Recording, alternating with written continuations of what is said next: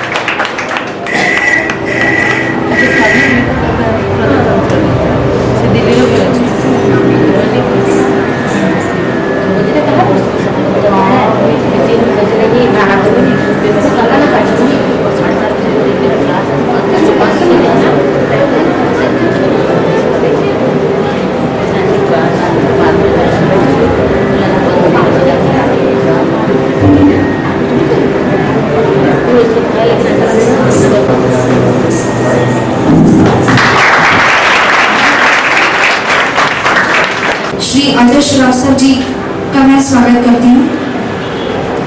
पहले वो हमारे संगीतकार जी का करेंगे।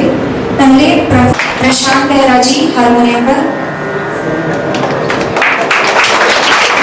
तत्पश्चात श्री गोपीनाथ जी वायलिन पर।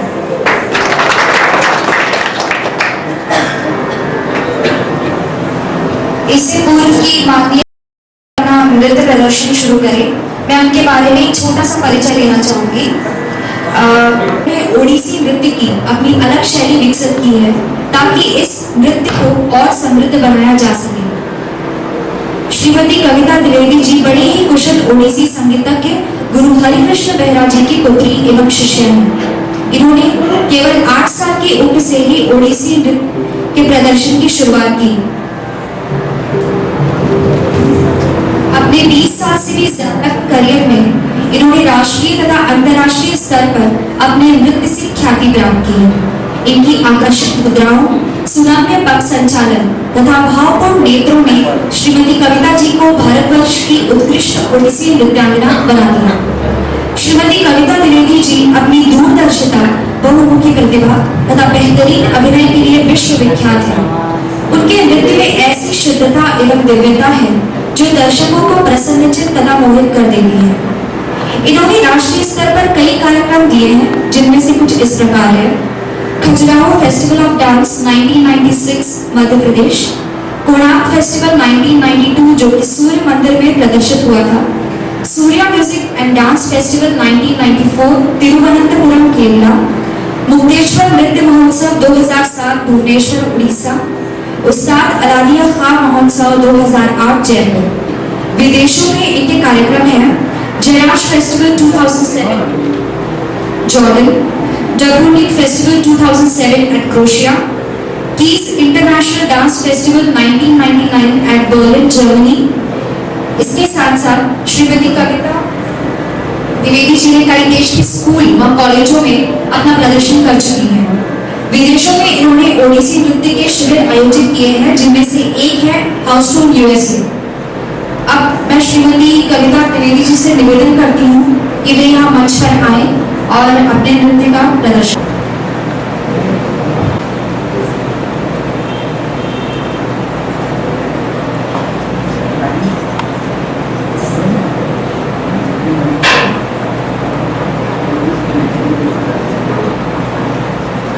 नमस्कार, आप सभी लोग आज यहाँ देखकर मुझे बहुत प्रसन्नता हो रही है कि भारतीय इंडियन संगीत विद्यालय में मेरा ये लेक्चर डेमोन्स्ट्रेशन ओडिसी आप इतने उत्साहपूर्वक यहाँ देखते आए हैं।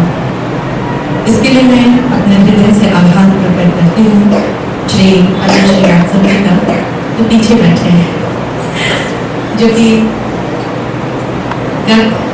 2 महीने से पूरा ये कार्यक्रम स्पीक नटे के तहत एक जो 10 दिन का कार्यक्रम जो कि 13 तारीख से आरंभ हुई और आज संपन्न होने जा रही है। इसके दौरान मुझे इन्होंने महाराष्ट्र से आपके इस बिलासपुर में आने का एक अवसर दिया। छत्तीसगढ़ में विभिन्न जगहों पर कार्यक्रम देने के बाद मन में थोड़ा सा मलाल तो जरूर था कि बिलासपुर में नहीं हो पा रहा है, कुछ करिए। तो अजय जी ने तुरंत, उनके भी मन में बहुत इच्छा थी कि बिलासपुर के लोग वंचित न रह जाए, तो उन्होंने भी मेरे ये रिक्वेस्ट रखते हुए दीदी को यहाँ रिक्वेस्ट करा और दीदी भी तुरंत तैयार। तो मुझे लगता है कि यहाँ पर आप लोग जो आए हैं कला प्रेमी हैं, रसिक जन हैं और कला की जगत से जुड़ना चाहते हैं। साथ ही साथ मैं श्री अमित कृष्ण जी एवं भाभी जी बैठे हैं, जो कि मेरे भाभी के भैया हैं, रिश्तेदार भी लगे, और उड़ीसा में भाभी रहती हैं। आज वो भी यहाँ पधारे हैं। हालांकि बहुत व्यस्त जीवन रहता है, लेकिन आपका स्नेह, आपका प्यार शायद यहाँ तक अब मुझ पर यहाँ लेकर आए। एवं आप सभी जो यहाँ छात्र छात्र उत्सुकता से आप प्रतीक्षा करें कि नृत्य के बारे में जाने और समझें।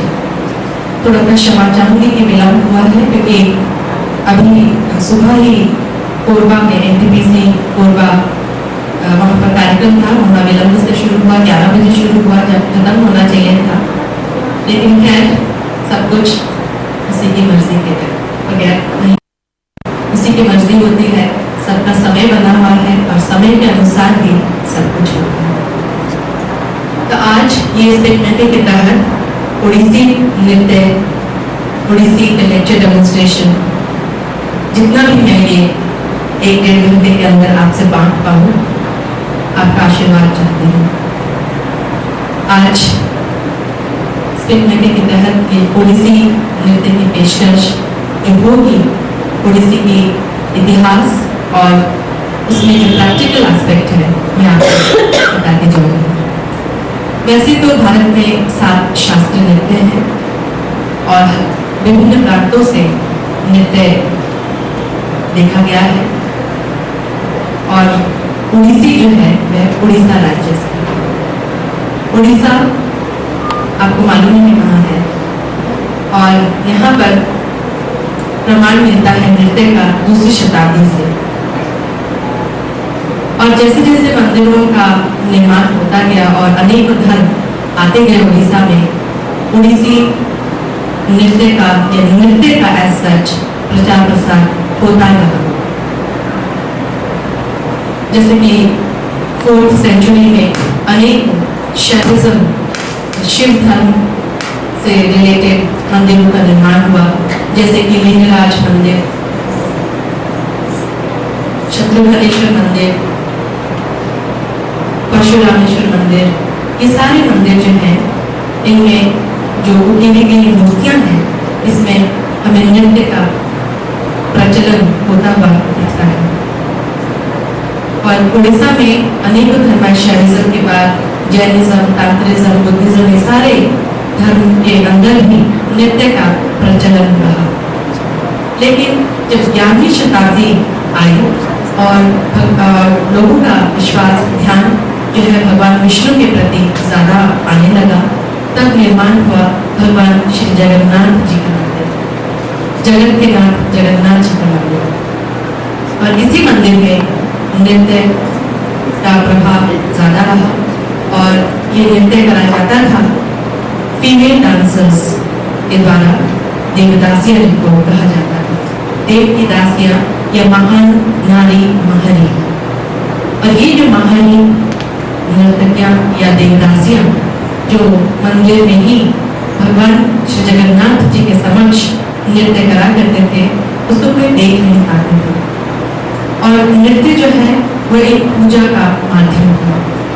पूजा अर्चना, संध्या आरती, या जैसे भगवान श्री जगन्नाथ जी को जब सुनाया जाता था रात में, तो ये देवदासियां अष्टपदी या गीत गाकर भगवान के समक्ष नृत्य करा करते थे। फिर जब मंदिरों में आक्रमण हुए और उड़ीसा में भी आक्रमण हुए, तो ये जो प्रथा है, देवदासी प्रथा, कुछ समय के लिए लुप्त हो गई। लेकिन ऐसे संप्रदाय थे जहाँ वो चाहते थे कि नृत्य को हम बचाए रखें, और तब उन्होंने सृष्टि करी गोटीपुर नर्तकों। गोटीपुर नर्तक यानी कि गोटी माने एक, वो माने बालक। बालकों को, छोटे छोटे बालकों को लड़कियों की तरह वेशभूषा पहनाकर उनको मंदिर के बाहर नृत्य कराया जाता था, मंदिर के प्रांगण में। और जब मंदिर के बाहर ये नृत्य होने लगा, तब ये लोक आलोचना में आने लगा, और वहीं से उड़ीसी का विस्तार हुआ। और गांवों में अनेक धार्मिक त्योहारों पर या सामाजिक त्योहारों पर ये नृत्य का प्रचलन होने लगा, इन्हीं गोटीपुर नाटकों से। और जो गोटीपुर नाटक है, ये बहुत ही ज़्यादा कह सकते हैं कि पद संचालन या उनके मूवमेंट्स जो हैं वो बहुत ही एक्रोबैटिक हैं, क्योंकि वॉइस के तो स्वाभाविक है कि थोड़ा सा उग्र प्रगति पर ये नृत्य होगा। तो आज आप जो उड़ीसी देखते हैं, ये दोनों का मिश्रण है। देवदासी प्रथा से हमें भक्ति भाव और गोटीपुर नर्तकों से पद संचालन का अति सूक्ष्म रूप यहाँ देखने को मिलता है। उड़ीसी के ज्यादातर प्रस्तुतियाँ आध्यात्मिक भावनाओं पर जुड़ी हैं, और जैसे कि मंदिरों से आया है तो स्वाभाविक है कि पर पौराणिक कथाओं पर आधार होते हैं। वैसे तो वैष्णव धर्म में ज्यादा हुआ, तो इसीलिए राधा कृष्ण की लीलाओं को लेकर, प्रसंगों को लेकर, कृष्ण जी के प्रसंगों को लेकर, विष्णु जी के प्रसंगों को लेकर बहुत सारी ऐसी प्रस्तुतियाँ होती हैं। फिर भी जब भारत की आज़ादी हुई, तब उड़ीसी नृत्य को शास्त्रीय मान्यता दी गई। शास्त्रीय इसलिए कि उस शास्त्र के अनुसार किया जाता है। और जब आप लोग सभी परिचित हैं नाट्य शास्त्र से, जिसमें नृत्य करने के विधि विधान के बारे में बताया गया है, और इसी को ही मद्देनजर रखते हुए सारे शास्त्रीय नृत्यों की रूपरेखा बनती है। तो उड़ीसी भी शास्त्रीय नृत्य है, नाट्य शास्त्र पर आधारित है, फिर भी उसके स्वतंत्र हस्त मुद्राएं हैं और करने की शैली अलग है। तो ये रही एक ब्रीफ इंट्रोडक्शन की किस तरह मंगलाचरण से होती है, यानी कि मंगल आचरण के लिए, मंगल कामनाओं के लिए। जब भी हम कोई शुभ कार्य करते हैं, सबसे पहले हम स्मरण करते हैं देवी देवता, और इसी से ही शुरुआत होती है नए सिलसिले। तो उड़ीसी में भी सर्वप्रथम आराधना की जाती है। भगवान श्री जगन्नाथ जी के समक्ष पुष्प देते हुए और उनका आशीर्वाद लेते हुए, भूमि माँ का आशीर्वाद लेते हुए नृत्य का शुभारंभ होता है। इसके तत्पश्चात एक श्लोक किया जाता है, जो कि देवी देवताओं पर आधारित होते हैं, और अंत में सभा प्रणाम में 3 प्रकार के प्रणाम दिए जाते हैं, जो कि हमारे हिंदू सभ्यता में बहुत मान्य रखता है। जहाँ पर सर्वप्रथम हम प्रणाम करते हैं देवताओं को, देवों को, फिर गुरुओं को हम माथे से करते हैं प्रणाम, सभा को प्रणाम, ऑडियंस। 3 प्रणाम है, देव प्रणाम, गुरु प्रणाम, सभा प्रणाम, जहाँ पर ये मंगलाचरण का समापन होता है। और आज जैसे कितने सुंदर मूर्ति यहाँ विराजमान है माँ सरस्वती की, और खास करके ये संगीत विद्यालय है, तो मुझे लगता है कि अगर मैं सर्वप्रथम माँ सरस्वती की आराधना करूँ और अपनी प्रार्थना तक जहाँ उन्हीं की अनुकंपा रहे, तो मैं आप सभी के समक्ष अपनी पहली प्रस्तुति मंगलाचरण माँ सरस्वती वंदना